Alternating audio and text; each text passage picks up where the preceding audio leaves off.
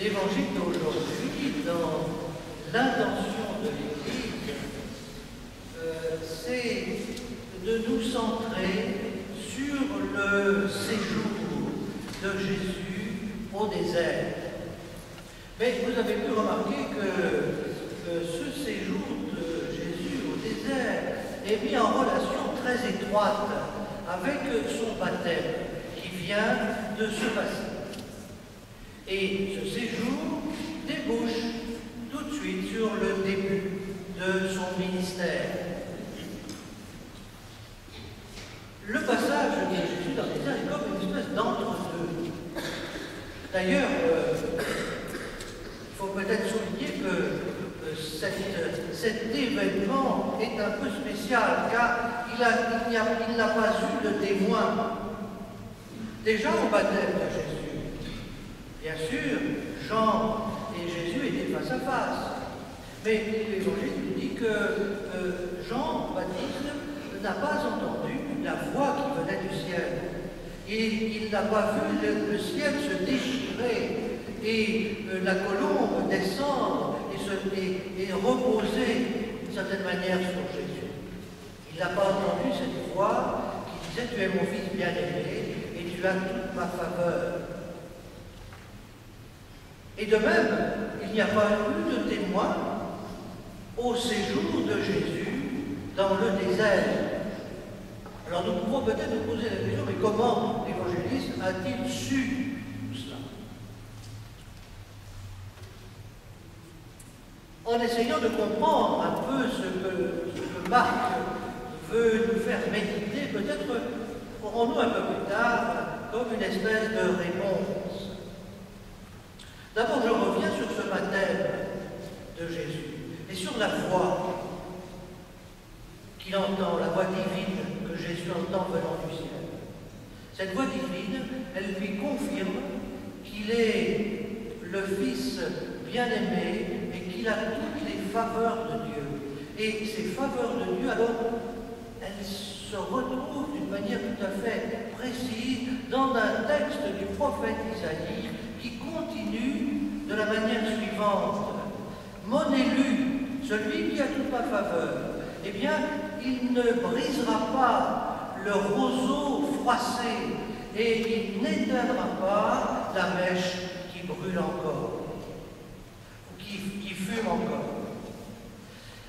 C'est très important parce que ce texte nous dit que la mission qui est donnée au Fils, à Jésus, c'est une mission de douceur.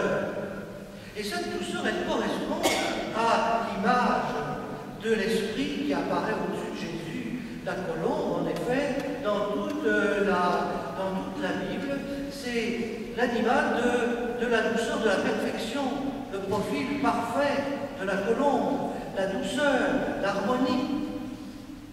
Et saint Marc va mettre cette image très harmonieuse en contraste très grand tout de suite avec une autre figure de l'Esprit qui apparaît.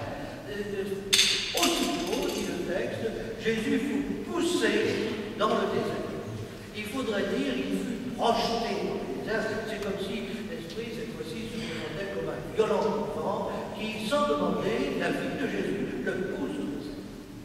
Cette vocation qu'il reçoit, cette identité qui lui est de fils, qui lui est confirmée, eh bien, il l'a reçue d'en haut, d'une manière verticale, mais il va avoir à la vivre dans l'horizontale de l'histoire humaine, de la vie humaine. Et cette horizontale, eh bien, il est souvent très compliqué, très difficile. Cette horizontale, il est dit à travers le mot désert, qui est prononcé 2 fois.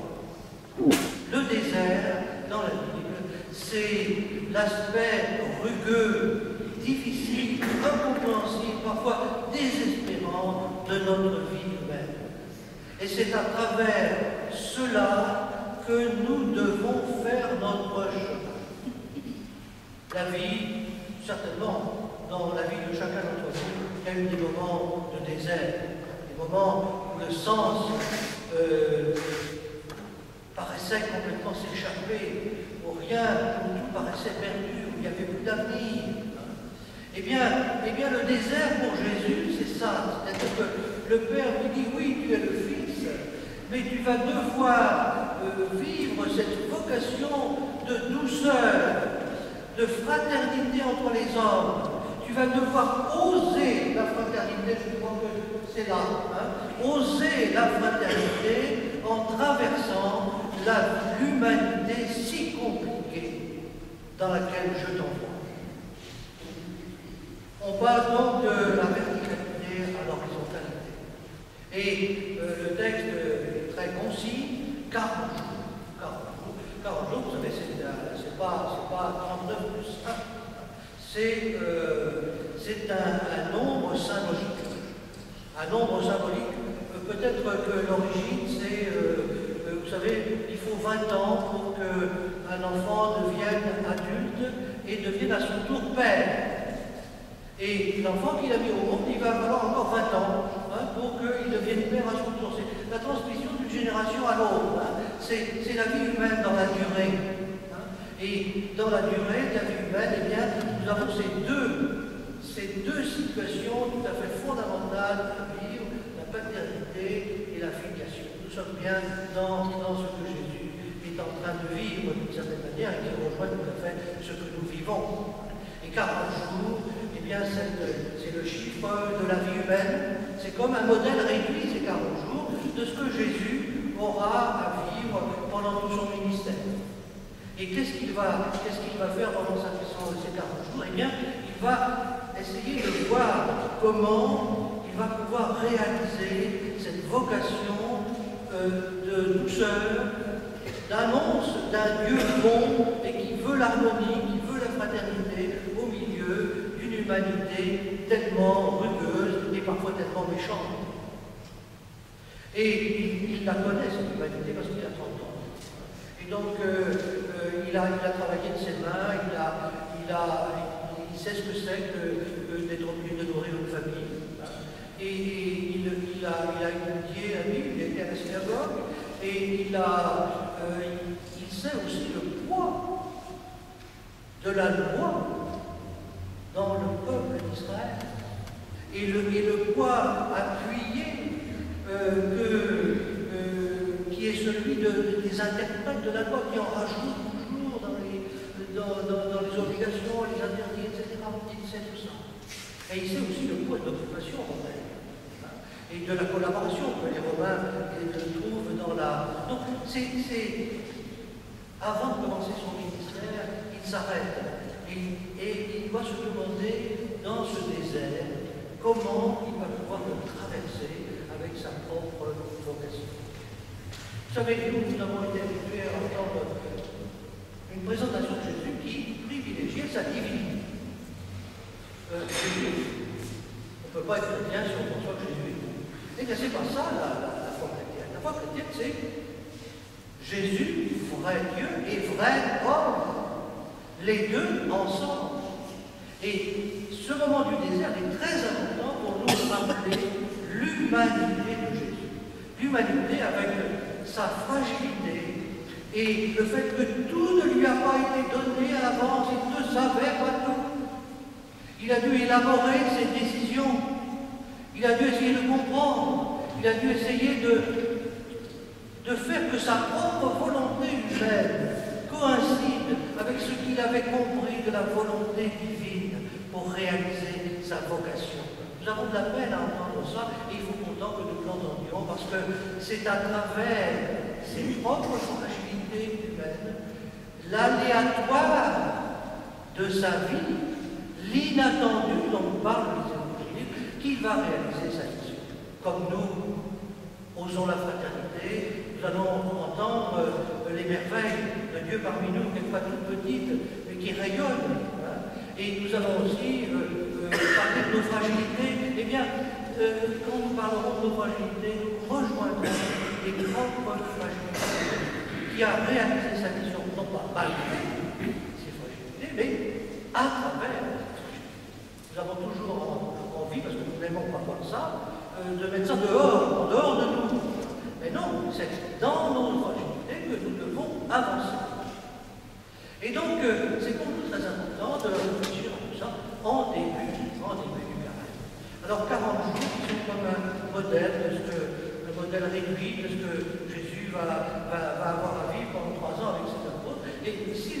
nous racontent ça, les disciples, c'est parce qu'ils ont vécu en proximité avec Jésus. Ils ont vu que tout ne lui était pas donné au départ.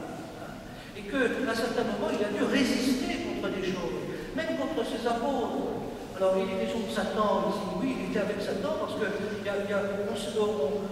Jésus a été tenté, il a été mis à l'épreuve, comme nous. Et quelquefois, l'épreuve, il l'a trouvé dans ses très proches. Un jour, il dit à Pierre, tu es un Satan pour moi. C'est-à-dire un adversaire, quelqu'un qui met des obstacles sur ma route.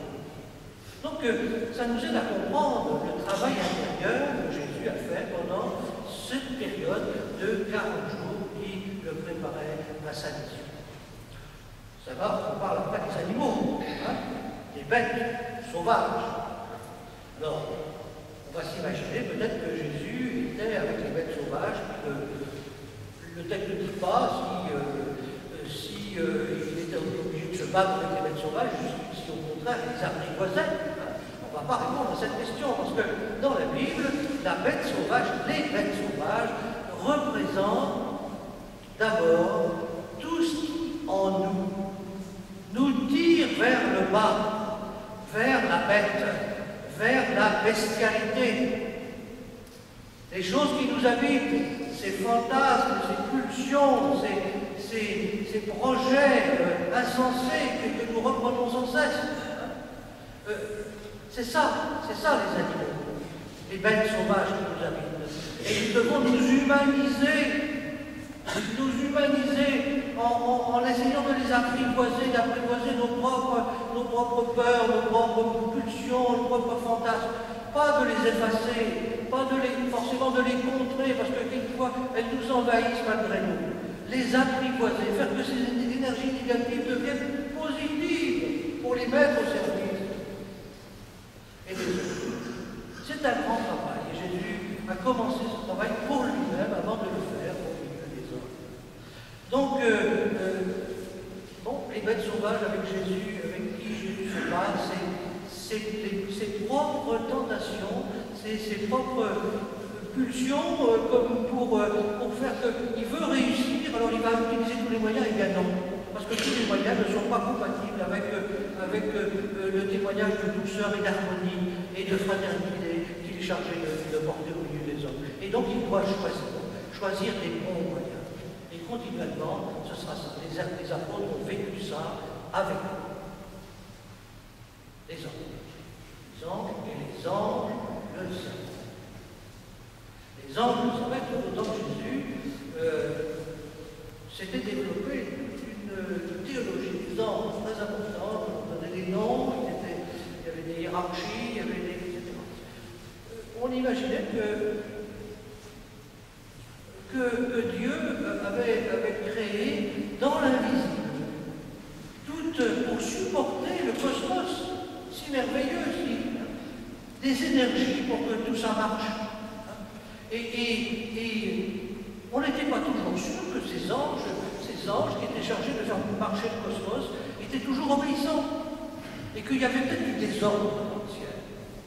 Et donc le texte nous dit, voilà, Jésus va réaliser sa mission de douceur et d'harmonisation, non parce qu'il est le Fils, non seulement sur terre, mais aussi dans l'invisible. Sur la terre comme au ciel. C'est ce que nous disons dans d'autres formules, en particulier dans notre Père. Pour résumer, qu'est-ce que Jésus a fait dans les airs? Il a pratiqué ce que nous disons dans notre Père, que ton nom soit sanctifié, que ton règne vienne, que ta volonté soit faite sur la terre